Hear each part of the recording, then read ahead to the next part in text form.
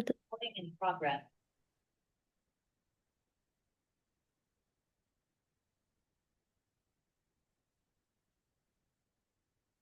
Ya, hari ini kita akan lanjutkan ya bahwasanya perkuliahan statistik ekonomi dan bisnis gitu ya. Itu tidak lepas dari yang namanya aplikasi pengolahan data ya. Nah, jadi yang pertama kalinya kita membahas mengenai aplikasi yang namanya EPIUS ya. EPIUS sebagai alat untuk menganalisa data sekunder ya. Untuk data sekunder, maka kita prioritaskan dalam hal ini nantinya penyelesaian tugas dan sebagainya, kita menggunakan EPIUS ya. Lalu nanti boleh pilihannya menggunakan Minitab boleh ya, menggunakan Stata boleh, menggunakan Amos juga boleh ya, menggunakan Israel boleh. Kalau SPSS nggak usah lah ya, karena udah lama gitu ya. Ini ya, dan juga Israel. Tapi saya menyarankan menggunakan EPIUS ya. Nah, sekarang bagaimana menggunakan EPIUS itu gitu ya. Nah, jadi analisa EPIUS ini itu gunanya adalah untuk menyelesaikan kasus yang namanya apakah dia bersifat vektoral autoregresif gitu ya, kemudian least square dan autoregresif, atau juga two stage least square, atau juga generalized method of moment, atau juga dynamic panel data, atau juga co-integration regression, atau juga regresi logit, atau juga regresi logistik ya, atau juga stepwise least square gitu ya, atau juga robust least square, atau juga generalized less linear model ya, atau juga quantile regression.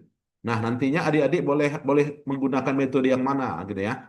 Apa dalam penyelesaian apa ini ya, menggunakan EPIUS ini gitu ya. Nah, ini bahannya saya share dulu ya supaya nanti bisa digunakan ya untuk penyelesaian tugas ya.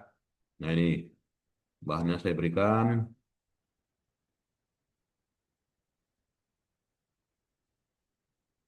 agak lama tuh.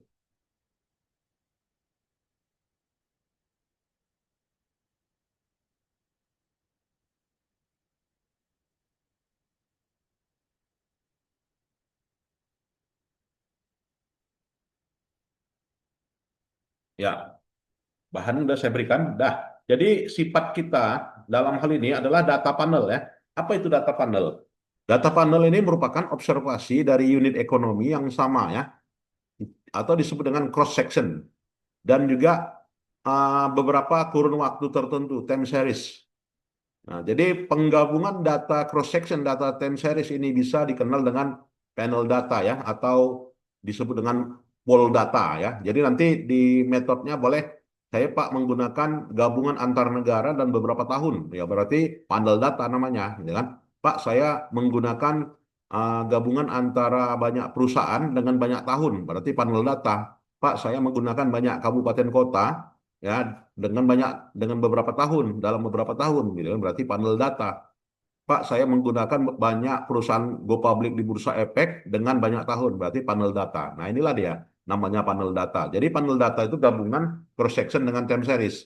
Nama lainnya disebut dengan pool data, kemudian longitudinal data, kemudian event history analysis ya, atau juga cohort analysis. Nah, jadi boleh namanya mana ya kita tuliskan di metode itu. Boleh kita gunakan cohort analysis boleh ya. Event history analysis juga boleh. Data umumnya diperoleh melalui survei yang berulang atau mengikuti perkembangan sampel ya selama beberapa kurun waktu gitu ya. Apa sih keunggulan menggunakan panel data ini? Ya lebih informatif satu gitu ya.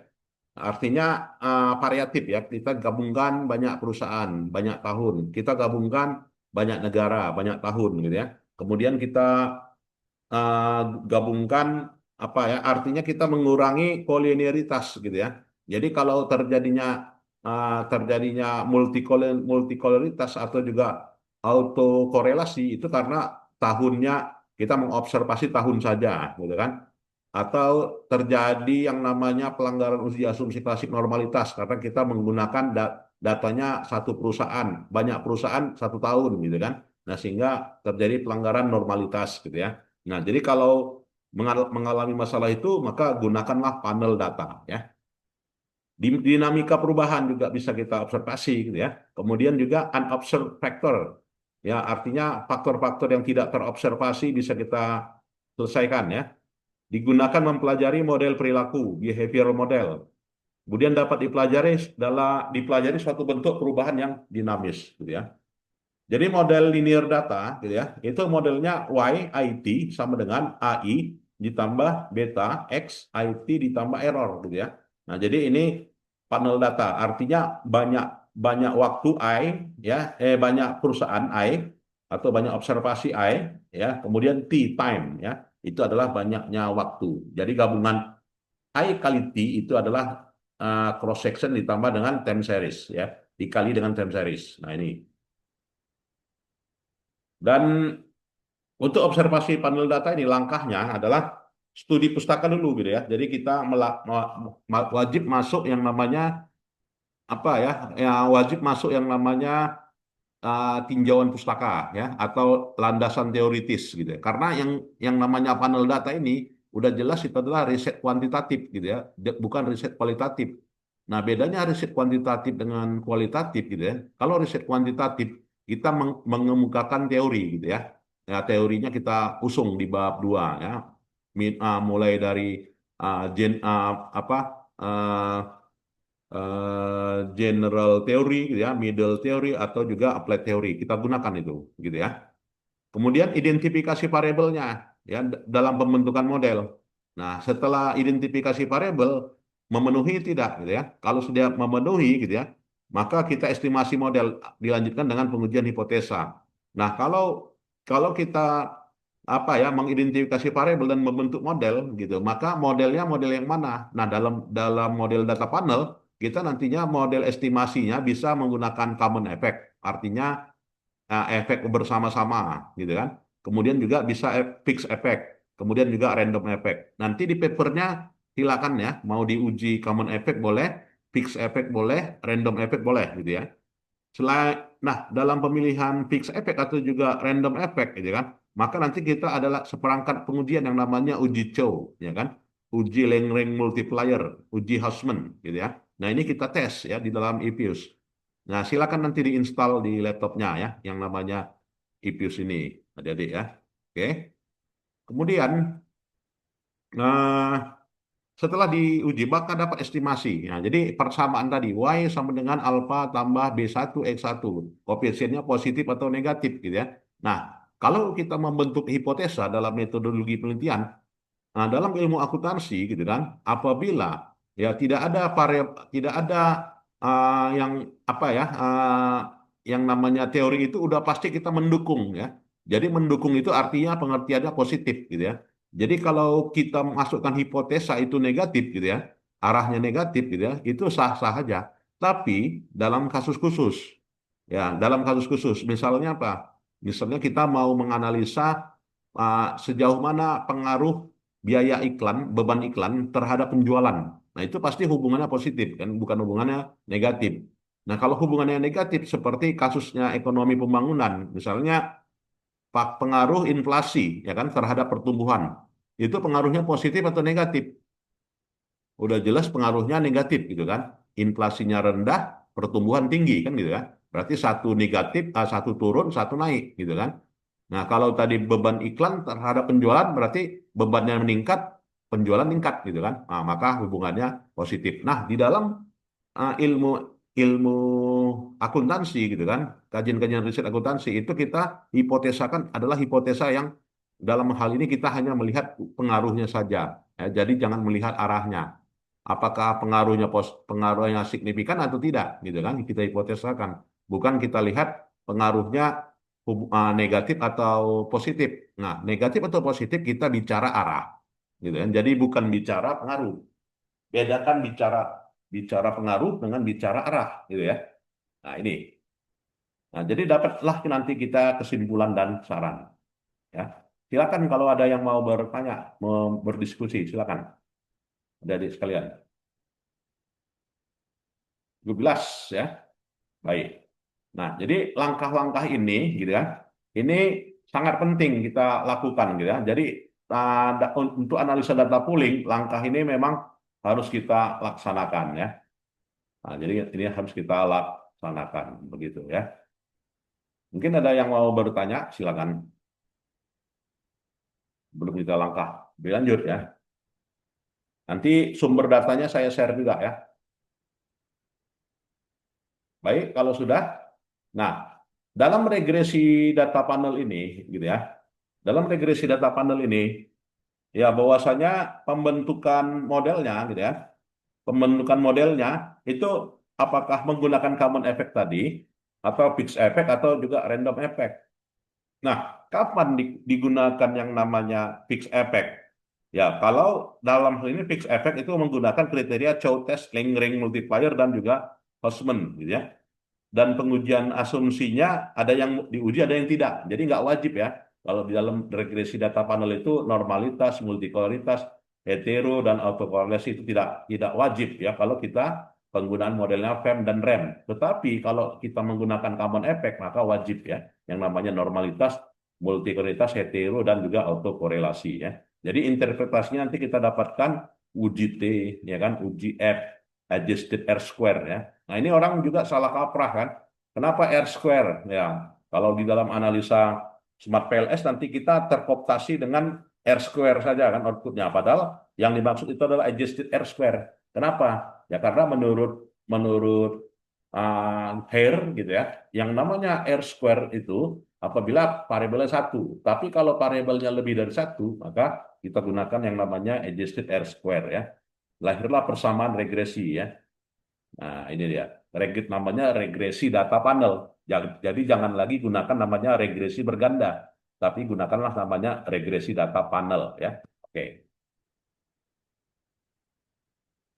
Nah, dalam tahapan pengujian ya, prosedur pengujian data panel itu menggunakan OLS ya, full OLS, ordinary least square.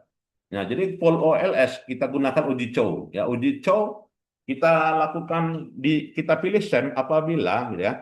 Apabila nilai cross sectionnya chi square-nya kurang dari 5%. Ya, kalau misalnya cross sectionnya chi square-nya lebih dari 5%, maka kita dalam hal ini kita milih common effect model ya, common effect model. Kalau fixed effect itu apabila chi square-nya kurang 5%. Nah, ini ya dalam pemilihan. Jadi output chain kita gunakan apabila chi square lebih besar dari 5%, kurang dari 5% modelnya FEM.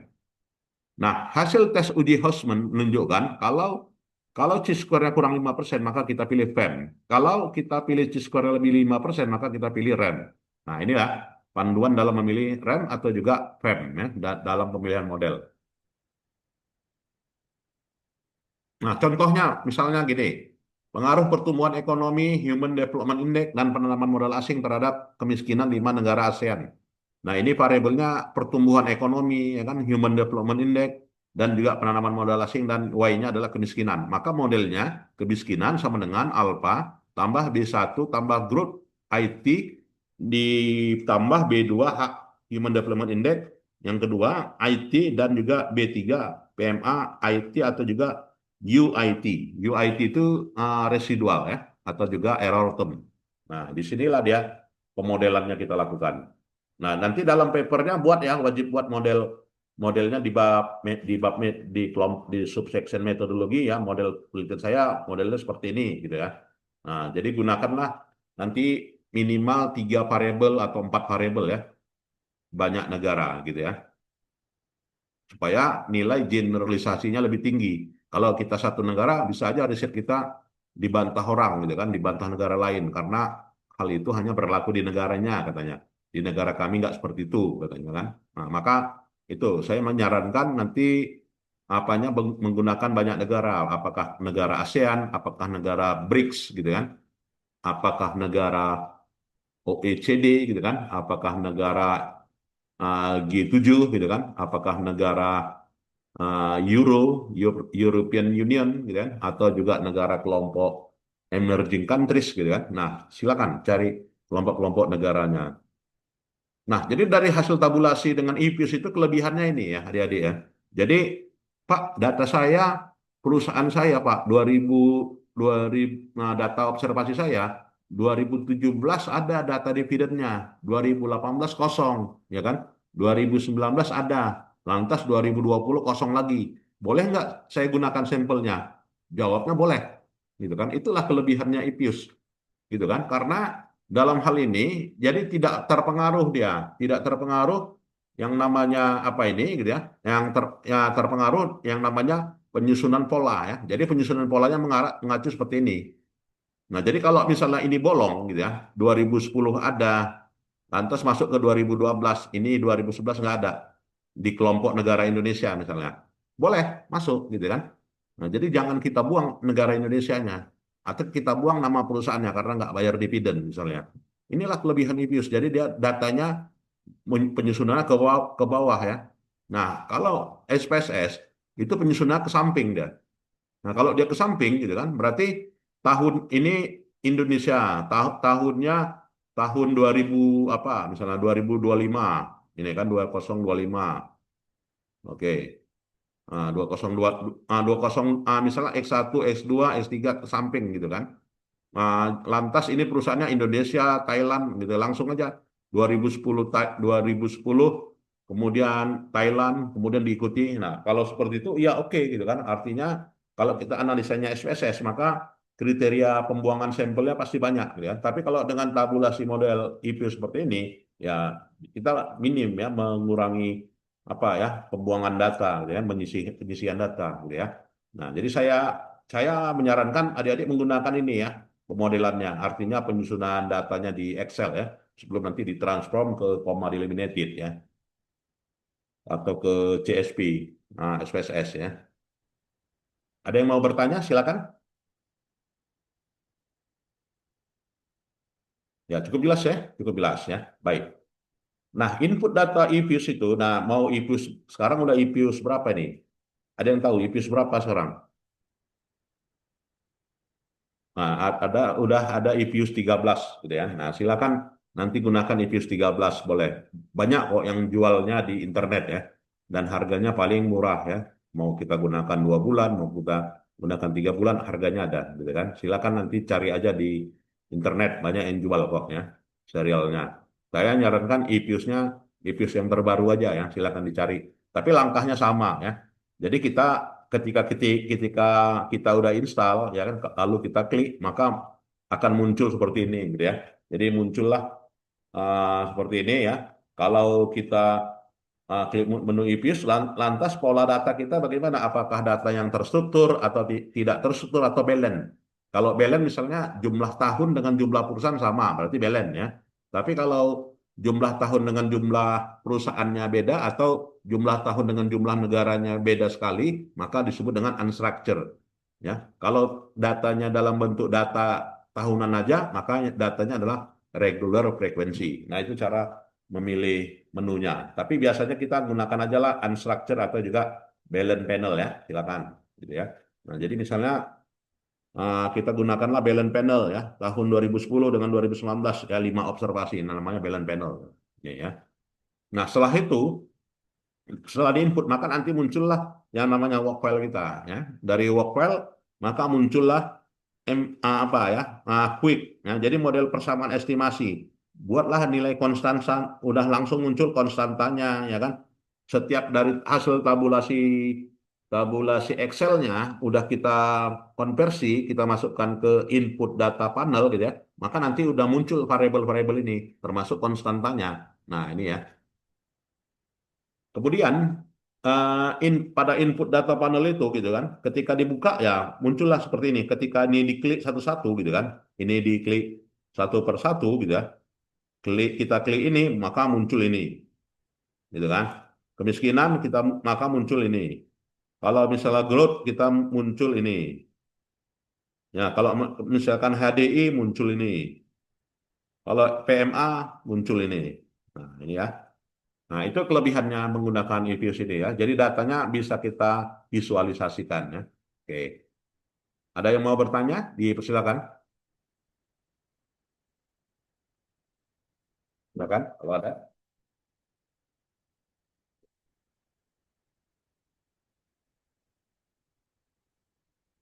Baik, berikutnya adalah dalam penentuan model estimasi gitu kan. Nah, kita dalam hal ini menulis persamaan ya. Nah, jadi dengan metode IPUS itu kita mau metodenya adalah metode sintak, ya kan, metode sintak. bukan metode menu ya. Kalau dia SPSS kan menu ya. Ya dari menu ini langsung masukkan X-nya, masukkan Y-nya. Nah, kalau di dalam EPUS ini kita menulis persamaan. Ya, kita tulislah persamaan ekonometrikanya ya. Nah, kita tulis sebagai berikut. Nah, tulis, setelah ditulis ya klik estimate estimate apa ya? Estimate equation. Nah, estimate equation ketika diklik gitu kan, maka tentukan apakah model fixed effect-nya bagaimana, model random effect-nya bagaimana. Kita pilih mau pilihan kita ya. Nah, fixed effect gimana, random effect gimana. Model apa yang kita pilih tergantung kriteria tadi gitu ya.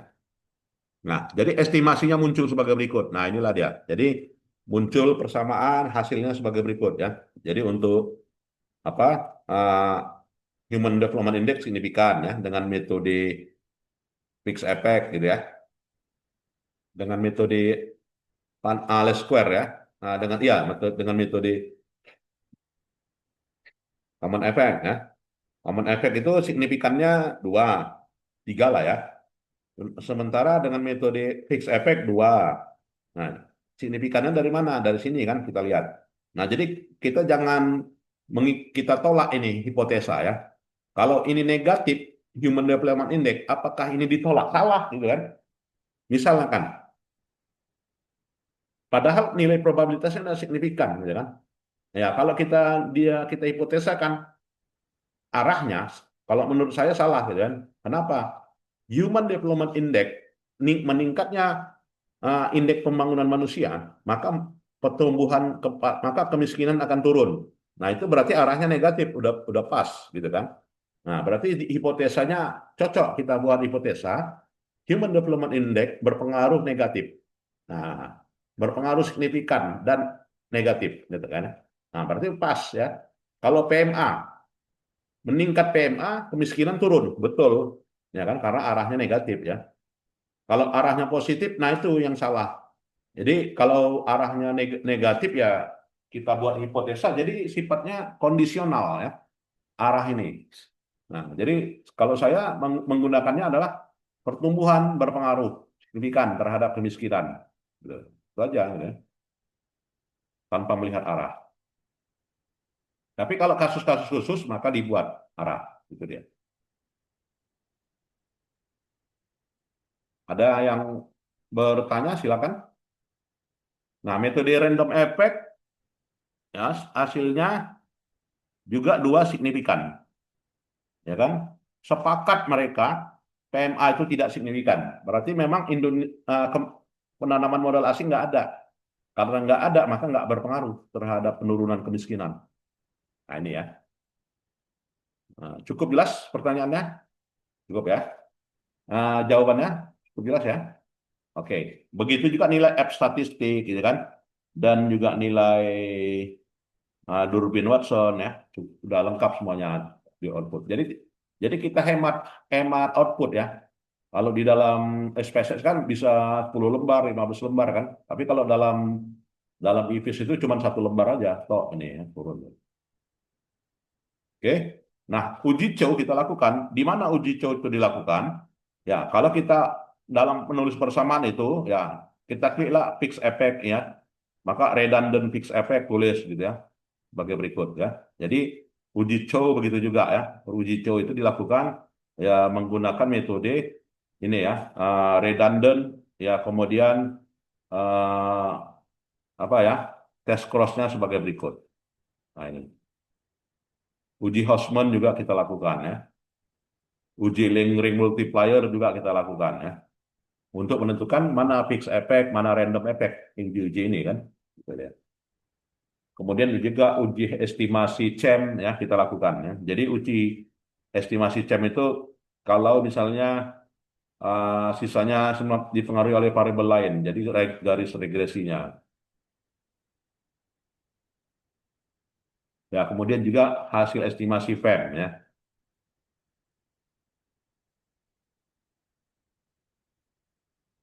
Kemudian juga REM. Kemudian uji normalitas dilakukan ya. Jadi uji normalitas itu di dalam output IPUS namanya uji JB atau Jerkubera. Nah, jadi JB tadi bisa kita lihat di outputnya ini. Di mana deh tadi ya? Jarkubera.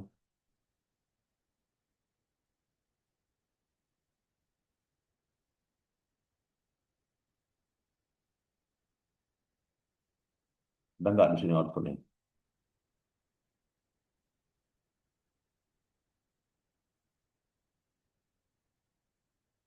Ya, nggak ada ya. Nah, Jarkubera tersendiri ya. Nah, kita lakukanlah uji Jarkubera ya. Kemudian uji hetero dilakukan ya. Kalau kita menggunakan modelnya common effect model ya. Kemudian uji autokorelasi kita lakukan ya. Uji korelasi kita gunakan nilai Durbin. Tadi outputnya udah ada. Kalau dia DL ya kita gunakan DL dengan DU ya. Nah, ini silakan dibaca bukunya Gujarati gitu ya. Untuk melihat apakah terdapat korelasi serial antara satu periode dengan periode lainnya disebut dengan uji autokorelasi. Tapi dengan syarat kalau kita menggunakan metodenya adalah metode common effect gitu ya. CEM. Tapi kalau mode fixed effect, random effect, maka uji autokorelasi tidak ada lagi gitu ya. Nah, ini uji autokorelasi. Nah, nah itulah adik-adik sekalian, dalam hal ini adalah uji menggunakan aplikasi IPUS ya. Silakan nanti dipraktikkan ya. Ada pertanyaan? Silakan. Cukup jelas ya? Baik, kalau cukup jelas nanti videonya saya share ya. Terima kasih. Silakan dibaca dan nanti datanya saya kirimkan untuk dianalisa ya. Terima kasih. Selamat pagi. Assalamualaikum warahmatullahi wabarakatuh. Waalaikumsalam. Pagi, Pak. Waalaikumsalam, Pak. Ya, ya boleh meninggalkan ruangan ya. Terima kasih. Terima kasih, Pak.